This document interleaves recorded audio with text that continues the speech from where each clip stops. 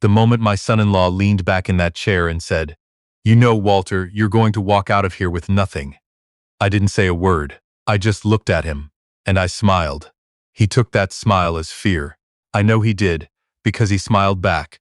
Wider, more confident, the kind of smile a man wears when he thinks he's already won. He hadn't opened the folder yet. "My name is Walter Bryce. I'm 61 years old. I spent 34 years building a property management company in Mississauga, Ontario. Not inherited, not funded by anyone's family money. Built for the ground up with a second-hand truck, a pressure washer I bought on a payment plan, and more 12-hour days than I could ever count. At my peak, I managed 42 residential properties across the GTA. I drove a modest car. I lived in a modest house. I put every spare dollar back into the business, because that's what you do when you're building something real. My wife Diane and I had been together for 31 years when she told me she wanted a divorce. I won't tell you it was a complete shock. The last few years had been quiet in the way that means something is wrong. Not peaceful, just empty. We'd stopped arguing because we'd stopped talking. She spent more time at her sister Beverly's place in Burlington, and I told myself that was fine, that married couples needed space, that things would settle back into something familiar once work slowed down. But work never slowed down. And Diane never came back. Not really. It was a Tuesday in November, when she sat across from me at the kitchen table, her hands folded like she was about to deliver a work presentation, and told me she hadn't been happy in years. She said it calmly, like she'd rehearsed it, probably had. What she said next took me longer to process. "I've spoken to a lawyer, Walter. I want to make sure this is handled fairly." Fairly. She used that word. I remember it clearly because of what came after. Her lawyer, a man named Clifford something, who wore a suit that probably cost more than my first truck, sent over the initial paperwork 3 weeks later. Diane was claiming half the business.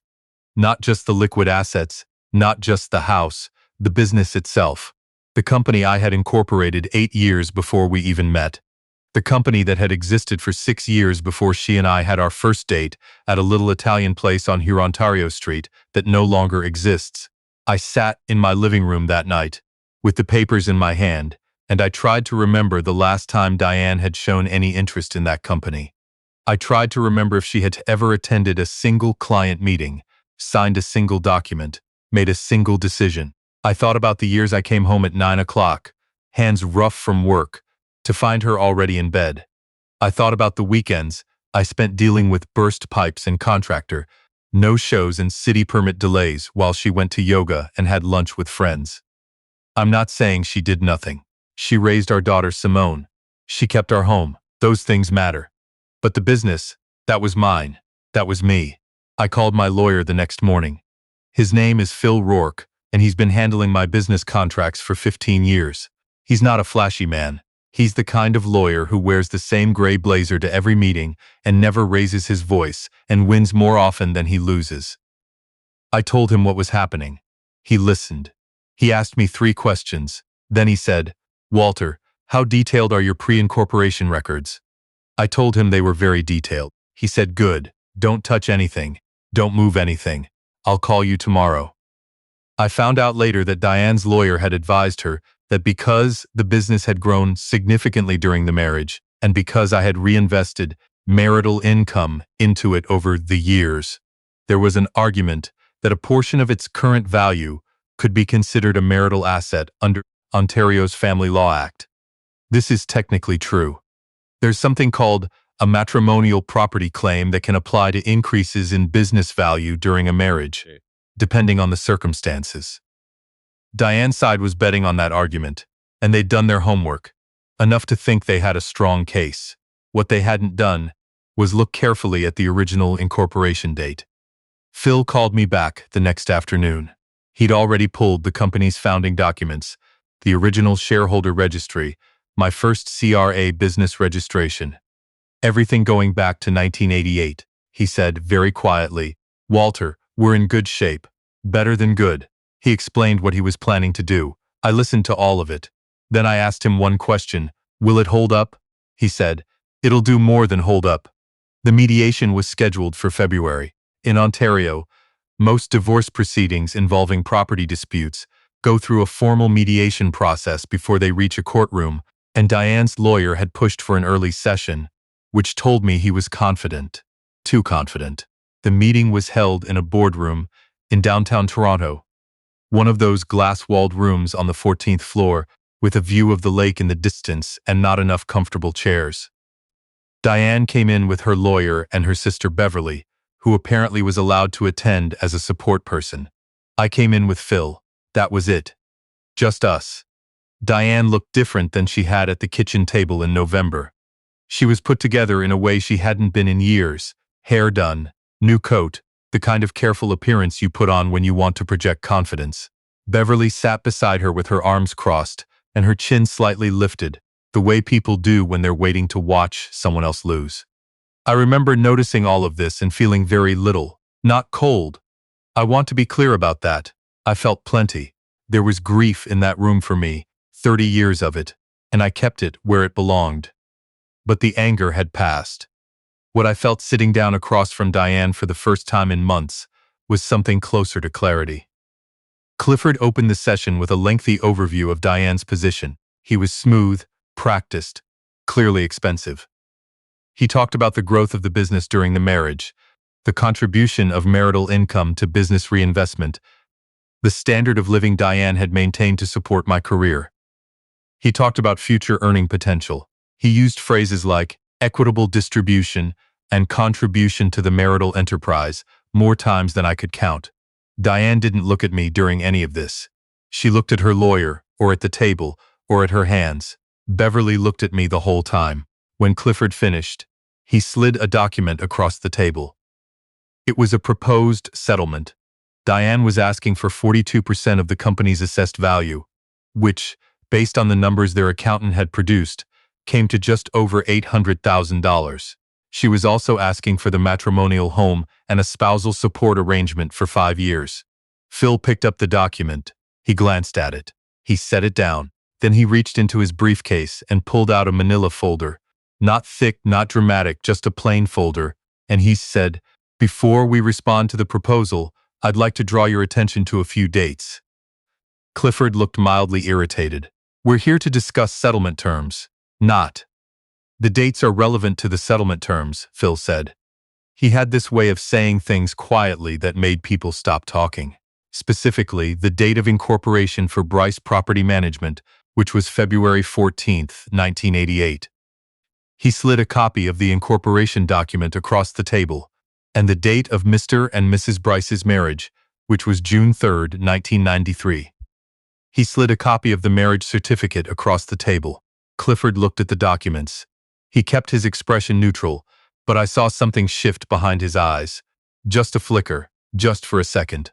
"The company," Phil continued, "was incorporated 5 years and 4 months before the marriage. Under Ontario's Family Law Act, the value of a business asset at the date of marriage is excluded from equalization calculations.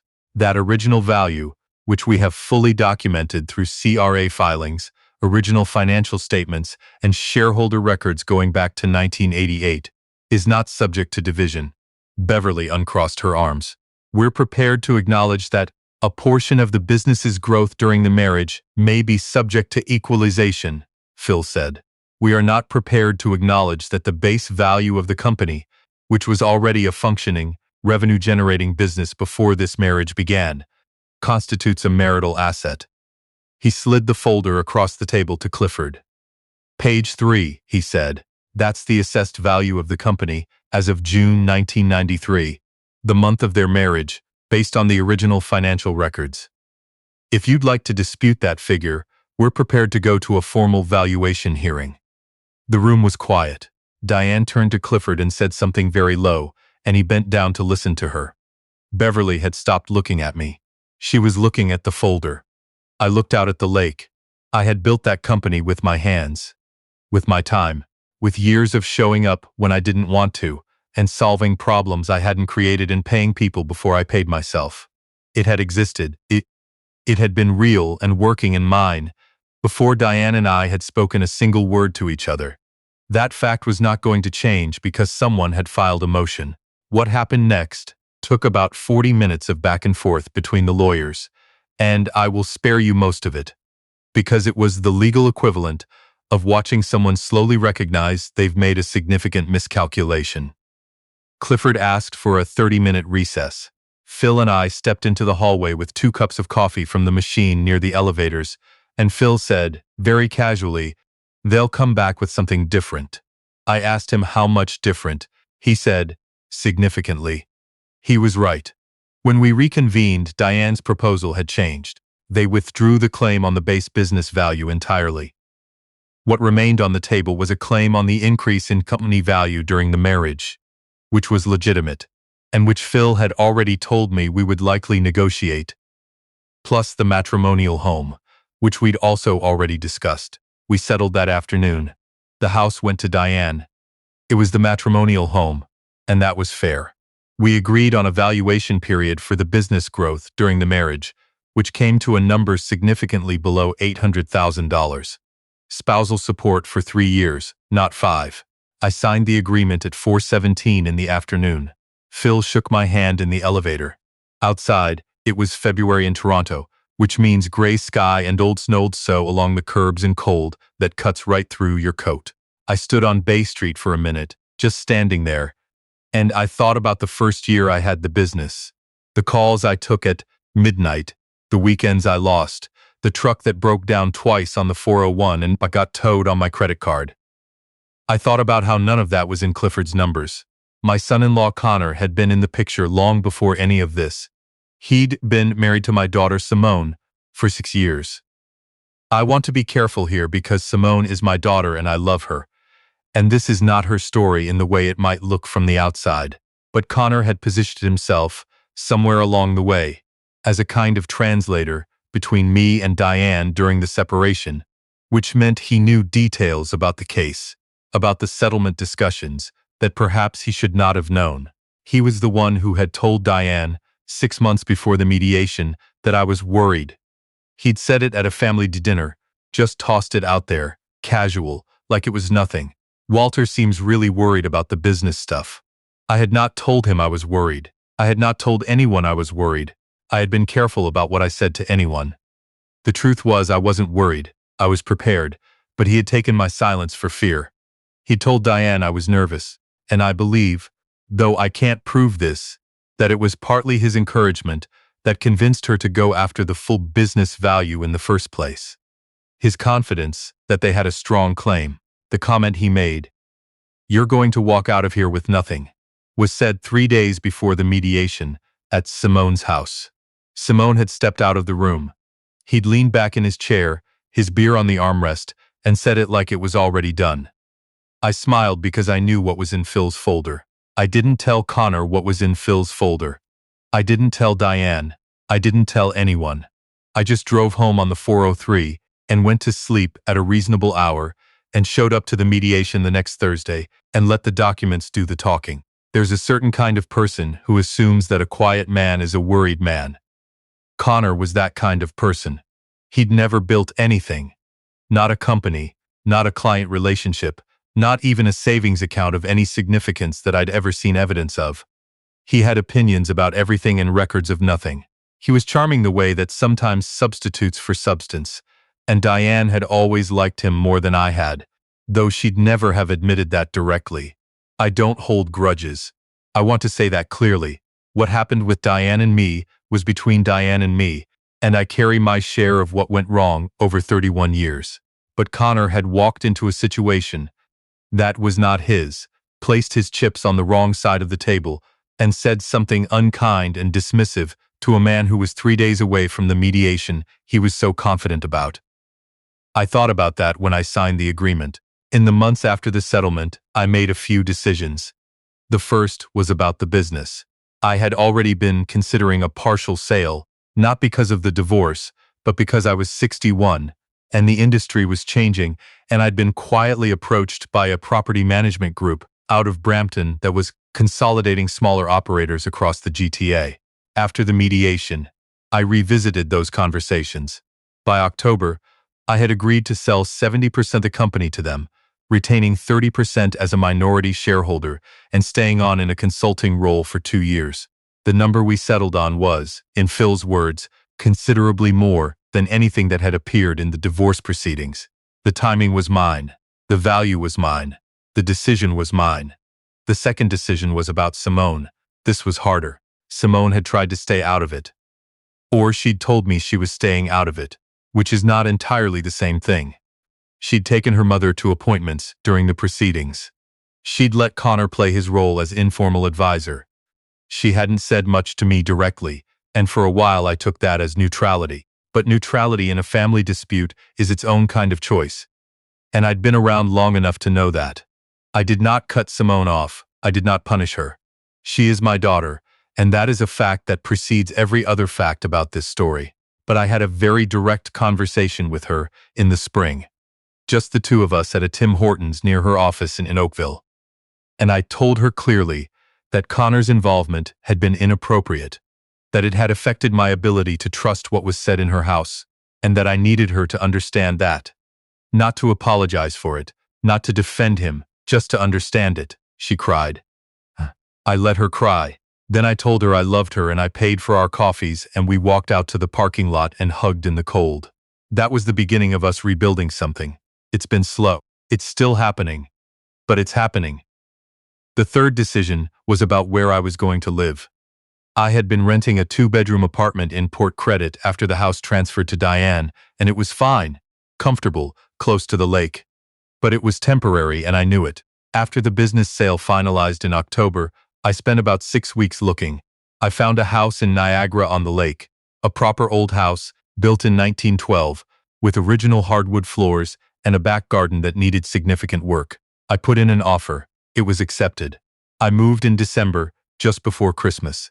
I drove down the QEW with a moving truck. I was technically too old to have rented myself. Springsteen on the radio, the lake silver and flat to my left.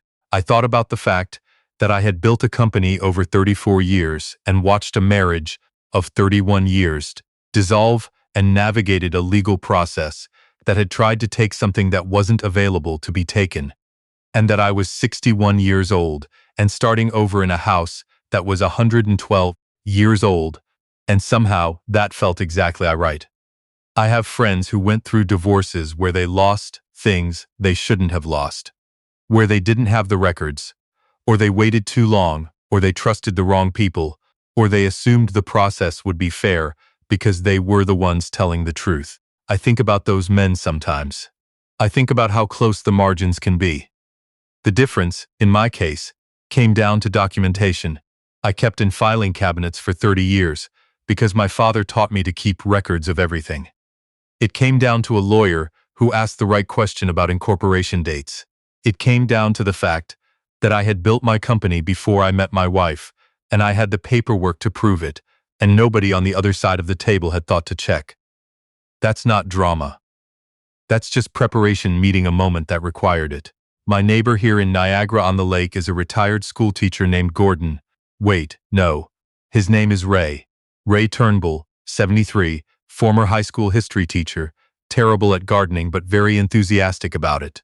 He came over with a bottle of Niagara ice wine the week I moved in, and we sat on my porch in the December cold, like two people with nowhere they needed to be, which is exactly what we were. He asked me what had brought me out here. I told him it was a long story. He said he had nowhere to be. So I told him, not everything. I've never been a man who tells strangers everything. But enough. The company, the divorce, the mediation, the folder. He listened the way people who've been teachers listen, attentive and patient. And when I finished, he was quiet for a moment. Then he said, "You know what that reminds me of?" I said I didn't. He said, "A lesson, a real one. Not the kind you plan." I thought about that later. I thought about Connor leaning back in his chair, so comfortable in a conclusion he hadn't earned. I thought about Clifford sliding that proposal across the table. I thought about Beverly's arms uncrossing when she saw the documents. I thought about Phil in the hallway with 2 bad coffees, saying, "They'll come back with something different." Here is what I know at 61 that I did not know at 30. Being quiet is not the same as being defeated. Building something slowly and carefully is not the same as being passive. And the most powerful thing you can carry into a room where someone has underestimated you is evidence. Not anger, not volume, not the need to prove anything to anyone in real time. The folder does the talking. You just have to have the folder. I- I'm writing this from the kitchen of my house in Niagara on the lake. It's a Thursday evening in early spring, and the light through the window is the long, gold kind that only comes in April when the season is finally deciding to turn. The garden out back is a disaster, and I've already ordered too many seeds from a catalog, and Ray has promised to help me figure out the soil, which mostly means he'll tell me what I'm doing wrong while drinking my coffee. My daughter Simone called last Sunday. We talked for 40 minutes about her job, about a trip she and Connor are planning to Portugal, about nothing in particular. Connor didn't come up directly. I didn't bring him up. There's a long road still between where we are and where I'd like us to be. But the road exists, and we're both on it, and that's something. The business is still running, under new management now, with my minority stake and my 2-year consulting arrangement and a team that knows what they're doing. I still drive past properties sometimes that I managed for 20 years, and I notice the things that need attention the way you always notice the things you used to care for. Old habits. Diane has moved to a condo in Burlington, close to Beverly. I don't know much about her life now, and I don't need to. I hope she's found what she was looking for. I mean that plainly, without irony. 31 years is 31 years. I carry it differently now. Not lighter, exactly, but differently. What I don't carry anymore is the feeling that I almost lost what was mine. That's gone. Signed away in a boardroom on Bay Street at 4:17 on a February afternoon, while the lake sat gray and flat in the distance, and Phil Rourke shook my hand, and the folder lay closed on the table between us, having already said everything it needed to say.